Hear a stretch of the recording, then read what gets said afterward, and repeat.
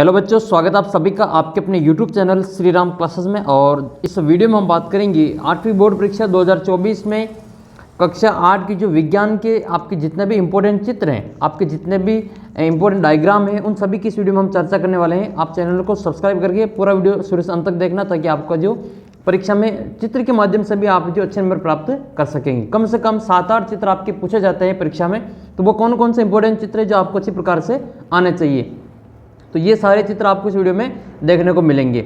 साथ ही अपने जो व्हाट्सअप नंबर है ये आप सेव कर लेना। इसके ऊपर आपको जो गणित में कोई सी भी समस्या हो तो आप मुझे इस नंबर पे व्हाट्सअप कर सकते हैं। और अपना एंड्रॉयड ऐप भी है तो उसको भी डाउनलोड कर लेना, उसका भी लिंक आपको वीडियो के नीचे डिस्क्रिप्शन बॉक्स में दे रखा है। ऐप पर आपको जो सारे टेस्ट वगैरह फ्री मिलेंगे। श्री राम क्लासेस नाम से आपको प्ले स्टोर पर ऐप मिल जाएगा, वो भी आप डाउनलोड कर लेना। तो हम पहले आपके जो 8वीं क्लास की जो किताब है उसका जो पार्ट कौन कौन से नए सिलेबस के अनुसार वो देखेंगे, फिर आपको जो सारे पार्ट की जो डायग्राम है वो इस वीडियो में बताने वाले हैं। ये कक्षा 8 की किताब है आपकी विज्ञान की, जो कि नई किताब आई है, वो वाले कौन कौन से पार्ट आपके हैं वो हम इसमें देख लेते हैं। देखो, ये आपके किताब नई किताब है, उनके पार्ट के नाम है। अब हो सकता है आपके पास में पुरानी किताब हो, तो मैं आपको जो पार्ट के नाम बताऊंगा उन पार्ट के नाम के आधार पर आपको जो अपने किताब में निशान लगा लेना है। ठीक है, तो मैं आपको नाम भी बताऊंगा और पार्ट जो नई किताब हो तो आप नई किताब के अनुसार भी आप लगा सकते हैं।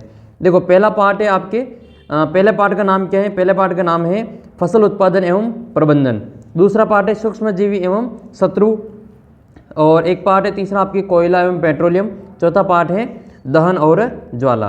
फिर अगला पार्ट है आपके 5वां पौधे और जंतुओं का संरक्षण। छठा पार्ट जंतुओं में जनन। 7वां पार्ट है किशोरावस्था की ओर। और 8वां पार्ट है बल और दाब। इसके अलावा 9वां पार्ट है घर्षण। 10वां ध्वनि। 11वां विद्युत धारा का रासायनिक प्रभाव।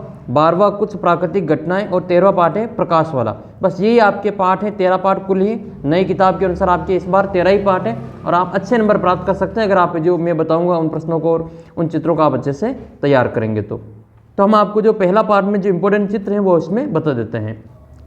तो पहले पार्ट का नाम है आपके फसल उत्पादन एवं प्रबंधन। इसका जो इंपॉर्टेंट चित्र है वो इसमें हम देख लेते हैं। इस पहले पार्ट में इंपॉर्टेंट आपका जो पहला चित्र है कि हल का नामांकित चित्र बनाइए, तो आपका ये हल वाला जो नामांकित चित्र है वो आपको अच्छी प्रकार से याद कर लेना है। काफ़ी इंपॉर्टेंट है ये। हल शब्द क्या होता है, फाल क्या होती है, जोत क्या होता है, तो ये एक हल का आपको नामांकित चित्र ये अच्छी प्रकार से बना लेना है।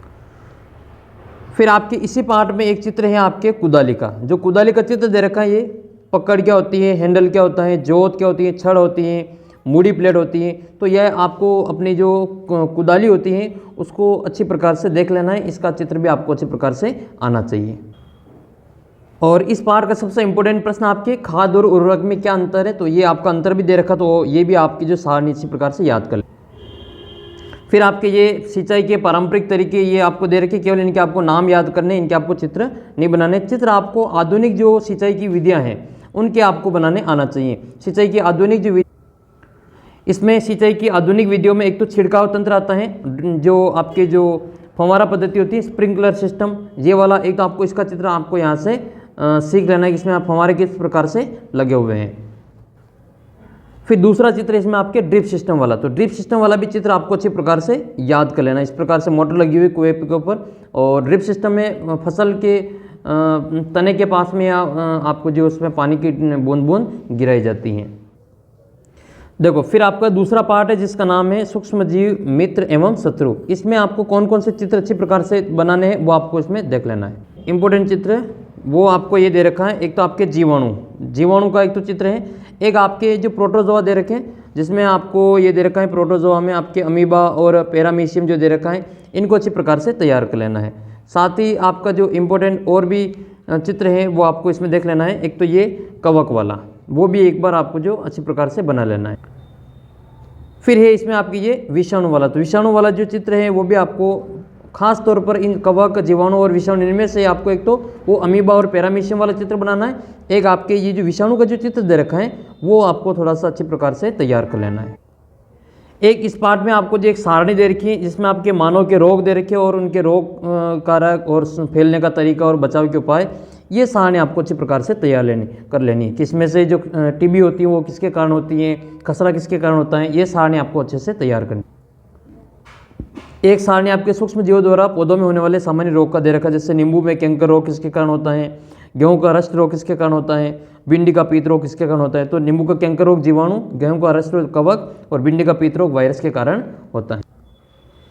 फिर आपके इंपॉर्टेंट चित्र हैं ये लेंग्यूम पौधे की जड़ ग्रंथिका, ये जो नाइट्रोजन का जो स्थिरीकरण वाला है वो वाला जो पौधे की जड़ें बनानी है, और इसमें आपको जिनका स्थिरीकरण के लिए जो लेंग्यूम पौधा है इनकी जो गांठें हैं राइजोबियम वाली, ये आपको अच्छी प्रकार से बना लेनी है। मोस्ट इंपॉर्टेंट है आपके फिर आपके ये नाइट्रोजन चक्र वाला। नाइट्रोजन चक्र हमेशा पूछा जाता है, और ये वायुमंडल में नाइट्रोजन कितना प्रतिशत है वो भी आपको अच्छी प्रकार से याद कर लेना है। और ये नाइट्रोजन का जो चित्र है वो आपको अच्छी प्रकार से बना लेना है। नाइट्रोजन चक्र का जो चित्र है वो आपको पहले भी पूछा हुआ है, तो अवश्य आपके और भी पूछा जाएगा ये नाइट्रोजन चक्र का। इस प्रकार से आपको यहाँ से नामांकित चित्र तैयार कर लेना। फिर आपके इसमें तीसरा पार्ट का नाम है कोयला एवं पेट्रोलियम। मोस्ट इंपोर्टेंट पार्ट है ये भी, कोयला एवं पेट्रोलियम वाला, तो इसको भी आपको अच्छी प्रकार से तैयार करना है।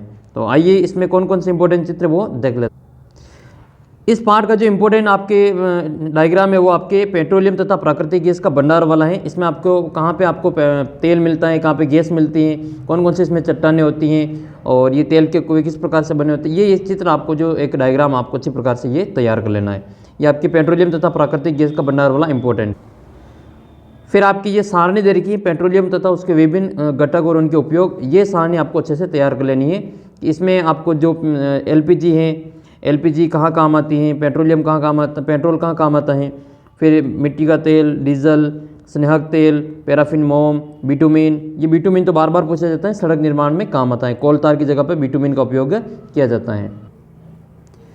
फिर आपके चौथा पार्ट है, चौथे पार्ट का नाम है दहन एवं ज्वाला। देखो दहन एवं ज्वाला भी इंपॉर्टेंट पार्ट है। इसमें एक तो आपको मोमबत्ती वाला जो चित्र है वो अच्छी प्रकार से याद होना चाहिए। पहला चित्र तो आपकी ये मैग्नीशियम का दहन वाला है, तो मैग्नीशियम का दहन वाला चित्र इस प्रकार से आपको ये बना लेना है। फिर एक आपके क्रियाकलाप में चित्र दे रखा है कि दहन के लिए आपको जो ऑक्सीजन की आवश्यकता होती है, तो इसके लिए आपको प्रयोग कब करना है, तो ये वाला चित्र आपको अच्छी प्रकार से यहाँ से देख लेना है। ठीक है, कि जलने के लिए आपको ऑक्सीजन की आवश्यकता पड़ती है, तो उसके लिए ये एक प्रयोग दे रखा है। इसमें मोमबत्ती जला रखी है, फिर इसको खाली कर रखा है यहाँ से, और इसके ऊपर ढक्कन लगा रखा है, तो मोमबत्ती बुझ जाती हैं। तो दहन के लिए ऑक्सीजन का होना कितना ज़रूरी है वो आप इस चित्र के माध्यम से समझा सकते हैं। तो एक ये चित्र आपको यहाँ से अच्छे से तैयार कर लेना है। फिर इस पार्ट का आपसे सबसे इम्पोर्टेंट जो चित्र है वो ये वाला चित्र है। ठीक है, इसमें आपको एक मोमबत्ती की ज्वाला के विभिन्न क्षेत्रों का आपको बताना है, और ये क्वेश्चन सबसे अधिक बार पूछा गया है कि सुनार जो होता है वो कौन से क्षेत्र का उपयोग करता है, सुनार सोना चांदी को पिघालने के लिए कौन से क्षेत्र का उपयोग लेता है, तो ये बाह्य क्षेत्र का उपयोग में लेता है, ये आपको बता रखा है। और ये मोस्ट इम्पोर्टेंट चित्र इस पार्ट का, इसको आपको अच्छी प्रकार से बना लेना है।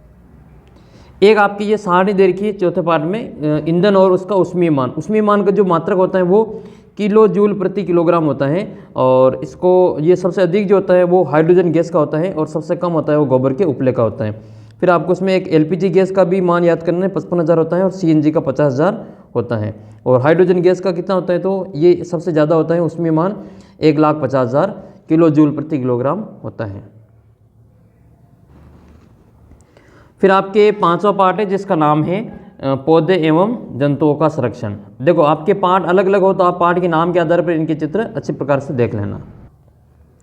इस पार्ट में एक तो आपके जो पंचमढ़ी जैव आरक्षित क्षेत्र है, इसको आपको अच्छी प्रकार से देख लेना। इसमें कौन कौन से अभ्यारण्य हैं, कौन कौन से संरक्षित क्षेत्र हैं, राष्ट्रीय उद्यान कौन कौन सा है, तो ये एक बार ज़रूर से एक बार नज़र डाल देना है। फिर आपका छठा पार्ट है जंतुओं में जनन। मोस्ट इंपोर्टेंट पार्ट है ये भी, इसमें से भी कई सारे चित्र आपके देखने को बनेंगे, हूबहू आपको चित्र यहाँ से देखने को मिलेंगे। तो इसमें से कौन कौन से इंपॉर्टेंट चित्र हैं वो इसमें देख लेते हैं। सबसे पहला जो चित्र है वो आपके ये मानव शुक्राणु का है। मानव शुक्राणु का जो चित्र कितने भाग होते हैं, इसमें कौन कौन से नाम है वो आपको ये अच्छी प्रकार से याद कर लेना है। एक तो ये मानव शुक्राणु का है, साथ ही इसमें आपको जो नर और मादा का जो जनन अंग है उनका जो चित्र है वो आपको अच्छी प्रकार से तैयार कर लेना। ये मानव में नर जननांग है और ये मानव में मादा जननांग है, इनके चित्र आपको अच्छी प्रकार से याद कर लेना है। मोस्ट इंपोर्टेंट प्रश्न बनेगा आपका ये कि मानव का जो नर जनन तंत्र है उसका नामांकित चित्र बनाइए, या फिर मादा जनन तंत्र का नामांकित चित्र बनाइए, और शुक्राणु का भी आपको नामांकित चित्र अच्छी प्रकार से तैयार कर लेना है। फिर आपके चित्र आते हैं मानव अंडाणु, निषेचन की प्रक्रिया और युग्मनज। तो इनके भी आपको एक बार चित्र देख, निषेचन की प्रक्रिया के चित्र आपको ज़रूर से देखना चाहिए। इसमें शुक्राणु कहाँ पे होते हैं, अंडाणु कहाँ होते हैं, निषेचन किस प्रकार से, इसका जो चित्र आपको अच्छी प्रकार से तैयार कर लेना है। ये जो युग्मनज का बनना और युग्मनज से भ्रूण का विकास, ये कोशिकाओं का पिंड और भ्रूण का गर्भाशय में रोपण, ये वाला जो नामांकित चित्र है वो भी आपको अच्छे प्रकार से तैयार करना है। एक आपके इसमें मेंढक का जो जीवन चक्र दे रखा है वो भी आपको देख लेना है एक बार। मेंढक ये अंडे होते हैं, फिर इसका आरंभिक टेडपोल होता है, फिर ये बाद में वयस्क बन जाता है ये टेडपोल। तो ये वाला जो चित्र है मेंढक का वो आपको अच्छी प्रकार से देख लेना है। फिर चित्र है आपके हाइड्रा में मुकुलन। हाइड्रा में जो जनन होता है वो किस विधि से होता है? हाइड्रा में मुकुलन विधि से जनन होता है, और ये चित्र आपको बनाना पूछा जा सकता है। एक तो हाइड्रा का चित्र आपको आना चाहिए, साथ ही एक आपका जो अमीबा का जो दे रखा है, अमीबा में जो द्विविखंडन विधि से होता है। तो हाइड्रा में मुकुलन होता है और अमीबा में द्विविखंडन है, और द्विविखंडन का ये चित्र आपको अच्छे प्रकार से तैयार करना है। फिर आपके 7वां पार्ट है किशोरावस्था की ओर। किशोरावस्था की ओर इस पार्ट में आपके जो अंतःस्रावी ग्रंथियों की जो चित्र दे रखा है वो वाला चित्र काफ़ी इंपॉर्टेंट है 7वें पार्ट में किशोरावस्था की ओर। तो इसमें आपके जो पहला चित्र बनता है वो इंपॉर्टेंट चित्र है ये मनुष्य में लिंग का निर्धारण। मनुष्य में लिंग का निर्धारण किस प्रकार से होता है? एक तो ये वाला चित्र आपको अच्छे से तैयार करना है, साथ ही आपके जो मनुष्य में शरीर में जो अंतःस्रावी ग्रंथियाँ हैं इनकी स्थिति कहाँ कहाँ पे कौन कौन सी ग्रंथियाँ होती है, इनका आपको नामांकित चित्र अच्छे प्रकार से बनाना आना चाहिए। जैसे ये सबसे ऊपर सिर में ये यहाँ पर होती है ये पीयूष ग्रंथि, फिर आती है गले में थायराइड ग्रंथि, और फिर आपके फेफड़ों के आसपास में ये होती है एड्रिनल ग्रंथि, अग्न्याशय ग्रंथि, और पीयूष ग्रंथि को मास्टर ग्रंथि भी कहा जाता है। फिर इसके बाद में जो ग्रंथि हैं वो आपकी अंडाशय और वृषण, ये वाली जो ग्रंथियाँ इनको आपको अच्छे प्रकार से देख लेना है। ये मनुष्य में लिंग निर्धारण आपको रेखा चित्र के द्वारा बताना पड़ेगा। एक्स वाई गुणसूत्र ये, और अंडाणु का एक्स एक्स है, तो इसमें आपकी एक्स वाई होगा तो लड़का है और एक्स एक्स होगा तो लड़की होगी। इस प्रकार का जो लिंग निर्धारण का जो चित्र है वो भी आपको अच्छे प्रकार से बनाना चाहिए। देखो अब है आपके 8वां पार्ट जिसका नाम है बल एवं दाब। बल और दाब वाला जो पार्ट है इसके इंपॉर्टेंट चित्र हम इस वीडियो में देख लेते हैं। इसमें आपके इंपॉर्टेंट है दो चुंबकों के बीच में आकर्षण और प्रतिकर्षण बल का परीक्षण करना। ये दो चुंबकें कब आकर्षित होगी कब प्रतिकर्षित होगी, ये वाला जो चित्र है एक तो आपको ये इंपॉर्टेंट है, ये आपको देख लेना है। एक आपके इसमें इंपॉर्टेंट चित्र है ये कागज से रगड़ा हुआ स्ट्रो दूसरे स्ट्रो को आकर्षित करता है, लेकिन यदि लटका हुआ स्ट्रो भी कागज की शीट से रगड़ा जाए तो वो उसे प्रतिकर्षित करेगा। ये वाला चित्र आपको जो आकर्षण प्रतिकर्षण वाला देख लेना। फिर एक ये वाला चित्र आपके किसी बर्तन की तली पर पानी द्वारा लगाया गया बल दाब पानी के स्तंभ की ऊंचाई पर निर्भर करता है। तो ये वाला जो चित्र है वो भी आपको अच्छी प्रकार से बना लेना है। फिर इसी पार्ट में आपके एक पार्ट है जिसमें बर्तन द्रव जो है बर्तन की दीवारों पर भी दाब डालता है, इसका चित्र एक गुब्बारे के द्वारा आपको बताना है। और द्रव बर्तन की दीवारों पर समान गहराई के पर समान दाब डालता है, इसका भी आपको एक नामांकित चित्र ये वाला बना लेना है। फिर एक चित्र इंपॉर्टेंट है आपके ये कि इकाई क्षेत्रफल के वायुस्तंभ पर लगने वाला दल गुरुत्वीय बल वायुमंडलीय दाब के बराबर होता है। फिर आपके पार्ट है 9वां जिसका नाम है घर्षण। घर्षण वाले पार्ट के जो इंपॉर्टेंट चित्र है वो भी हम इस वीडियो में देखें। इसमें इंपॉर्टेंट चित्र एक तो आपके कमानीदार तुला का, ये चित्र आपको तैयार करना है। कमानीदार तुला कैसी होती है इसका आपको नामांकित चित्र बनाना आना चाहिए। एक आपके ये स्नेहक का प्रभाव वाला चित्र, ये स्नेहक का प्रभाव, स्नेहक एक सतह दो सतह एक और इसकी मध्य की जो चिकनाई है वो स्नेहक के प्रभाव के आधार पर आपको बतानी। फिर आपके 10वां पार्ट है ध्वनि। तो ध्वनि पार्ट से जो इंपॉर्टेंट चित्र हैं वो एक बार हम देख लेते हैं। इसमें जो इंपॉर्टेंट है वो आपके मानव का वाक यंत्र, ये काफ़ी इंपॉर्टेंट। अपना जो गला जो कंठ होता है इसका आपको नामांकित चित्र बनाना आना चाहिए। ये वाला इंपॉर्टेंट आपके चित्र है, मानव का वाक यंत्र कैसा होता है उसका नामांकित चित्र बनाना।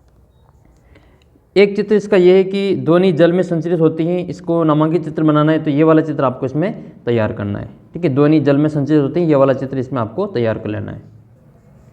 और एक ये खिलौना टेलीफोन है, इसका भी एक बार आपको जो चित्र ज़रूर से बनाना चाहिए, ये भी इम्पोर्टेंट है। फिर सबसे इम्पोर्टेंट चित्र इस पार्ट का वो है मानव कान का। ठीक है, जो अपना जो कर्ण है, मानव का जो कान है, इसका आपको इस प्रकार से ये वाला नामांकित चित्र बनाना आना चाहिए। मानव कान काफ़ी इंपॉर्टेंट चित्र है ये। नेक्स्ट है फिर आपके 11वां पार्ट है विद्युत धारा का रासायनिक प्रभाव। इसका जो इंपॉर्टेंट चित्र है वो भी देख लेते हैं। इसका जो इंपॉर्टेंट चित्र वो ये है कि नींबू के रस अथवा सिरके में विद्युत चालन का परीक्षण करना। एक तो आपको ये वाला डायग्राम अच्छी प्रकार से तैयार करना है। ठीक है, ये वाला डायग्राम बार बार पूछा जाता है, काफ़ी इंपॉर्टेंट है। एक ये एलईडी का जो नामांकित चित्र है वो भी आपको अच्छी प्रकार से बनाना है। एलईडी का भी बार बार इसमें पूछा जाता है। नेक्स्ट है फिर आपके ये मोस्ट इंपॉर्टेंट है कि जल में विद्युत धारा प्रवाहित करना। ये वाला जो इलेक्ट्रोड वाला है वो काफ़ी इंपॉर्टेंट चित्र है इसका, तो इसको भी आपको अच्छी प्रकार से तैयार कर लेना है। वेरी वेरी मोस्ट इंपॉर्टेंट ये आपका चित्र है ये।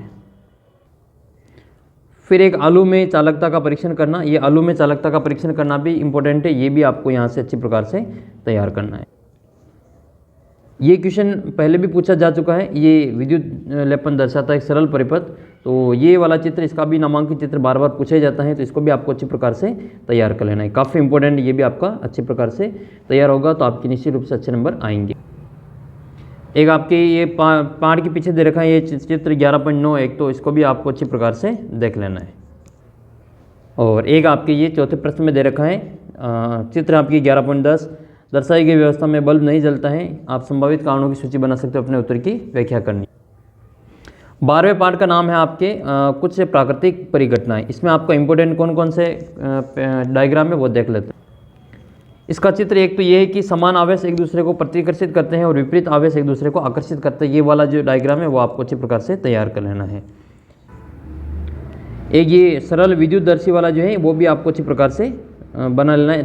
चित्र है 12.4 पे, ये सरल विद्युतदर्शी ये भी इम्पोर्टेंट।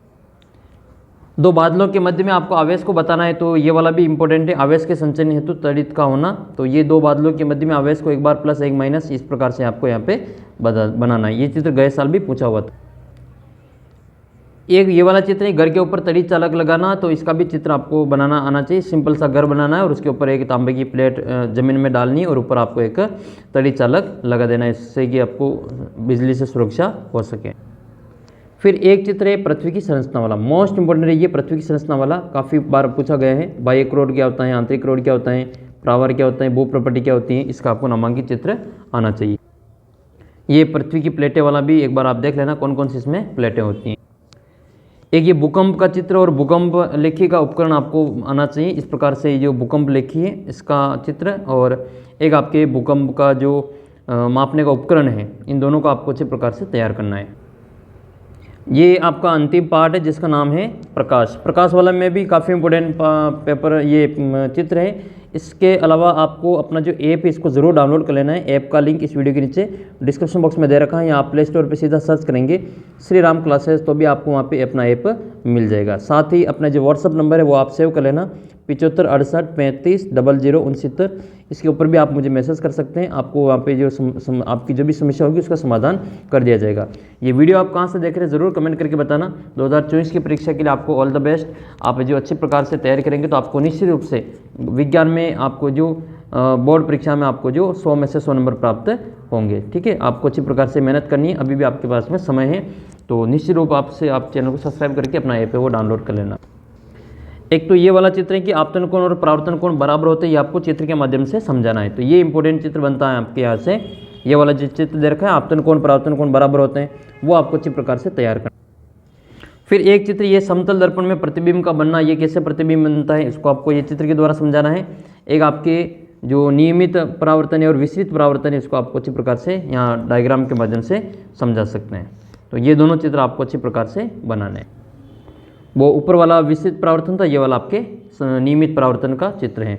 नियमित परावर्तन का भी आपको अच्छे से तैयार करना है। ये नियमित परावर्तन है और ये जो ऊपर दे रखा है ये आपका विस्तृत परावर्तन का या अनियमित परावर्तन का उदाहरण है। फिर आपके इंपॉर्टेंट है एक दूसरे के समांतर रखे समतल दर्पणों में जो प्रतिबिंब बनते हैं उनका प्रतिबिंब कैसे बनता है, और एक ये बहुमूर्तिदर्शी जिसको हम कैलाइडोस्कोप कहते हैं, इसका आपको नामांकित चित्र बनाना है। सबसे जो इम्पोर्टेंट जो चित्र है इसका वो मानव नेत्र वाला है, ये गए साल भी आपके परीक्षा में पूछा हुआ है और वापस है जो आपके आ सकता है, तो इसको आपको अच्छी प्रकार से तैयार करना है। तो ये था आपके कक्षा 8 की जितने भी इम्पोर्टेंट विज्ञान के जितने भी इम्पोर्टेंट चित्र थे उन सभी को अपने इस वीडियो में देखा। तो आपके बाकी विषय के भी इसी प्रकार से इम्पोर्टेंट आपको एक वीडियो के माध्यम से जो इम्पोर्टेंट क्वेश्चन है, अगर आप चाहेंगे कमेंट करेंगे तो आपको वहाँ पे इसका जो बता दिया जाएगा। आप ज़रूर से कमेंट करके बताना कि जितने भी इम्पोर्टेंट क्वेश्चन है उन सभी इम्पोर्टेंट क्वेश्चन को वीडियो के माध्यम से मैं आपको टिक लगवा दूंगा, उनको आप जो ज़रूर देख लेना, काफ़ी आपको हेल्प मिलेगी। तो वीडियो को यहाँ तक देखने के लिए बहुत बहुत धन्यवाद। जिन्होंने भी यहाँ तक वीडियो देखा है वो आपको एक तो अपने स्कूल का नाम और एक आपको अपना नाम ज़रूर लिख के बताना है, ताकि मुझे पता चलेगा कि किन किन जो स्टूडेंट ने वीडियो अपना पूरा देखा है। ठीक है, तो जिन्होंने भी पूरा देखा उनको बहुत बहुत धन्यवाद, थैंक्स। और इसी प्रकार से आप अपना जो स्नेह प्रेम है वो बनाए रखें और वीडियो को अच्छे से शेयर ज़रूर करना है अपने सभी दोस्तों के साथ में, ताकि उनका भी फ़ायदा हो सके। और आप ये वीडियो कहाँ से देख रहे हैं कमेंट करके ज़रूर बताना। मिलते हैं आपको अगले वीडियो में। चैनल को सब्सक्राइब करके अपना जो ऐप है उसको ज़रूर से डाउनलोड कर लेना।